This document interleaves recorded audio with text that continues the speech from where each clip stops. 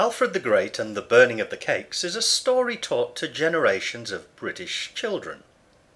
It is one of the defining moments in British history. This account was written by the great Victorian writer Charles Dickens. Alfred the Great was a young man of 23 years of age when he became king. Twice in his childhood he'd been taken to Rome, where the Saxon nobles were in the habit of going on journeys which they supposed to be religious. And once he had stayed for some time in Paris. Learning, however, was so little cared for then, that at 12 years old he had not been taught to read. Although of the sons of King Ethelwulf, he, the youngest, was the favourite. But he had, as most men who grow up to be great and good are generally found to have had, an excellent mother. And one day this lady, whose name was Osburga, happened, as she was sitting among her sons, to read a book of Saxon poetry.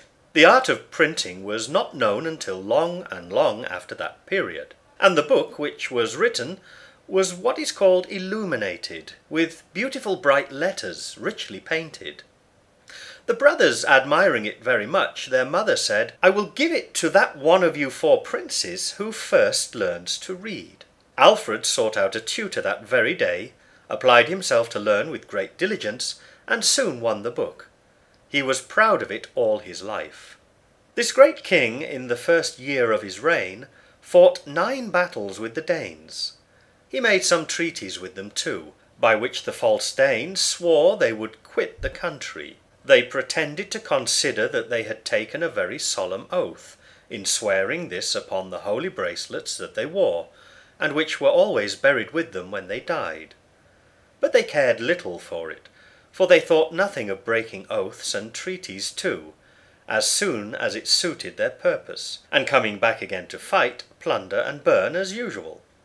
One fatal winter, in the 4th year of King Alfred's reign, they spread themselves in great numbers over the whole of England, and so dispersed and routed the king's soldiers that the king was left alone, and was obliged to disguise himself as a common peasant, and to take refuge in the cottage of one of his cowherds who did not know his face. Here King Alfred, while the Danes sought him far and near, was left alone one day by the cowherd's wife, to watch some cakes which she put to bake upon the hearth. But, being at work upon his bow and arrows, with which he hoped to punish the false Danes when a brighter time should come, and thinking deeply of his poor unhappy subjects, whom the Danes chased through the land, his noble mind forgot the cakes, and they were burnt. "What?" said the cowherd's wife, who scolded him well when she came back, and little thought she was scolding the king. "You will be ready enough to eat them by and by, and yet you cannot watch them, idle dog."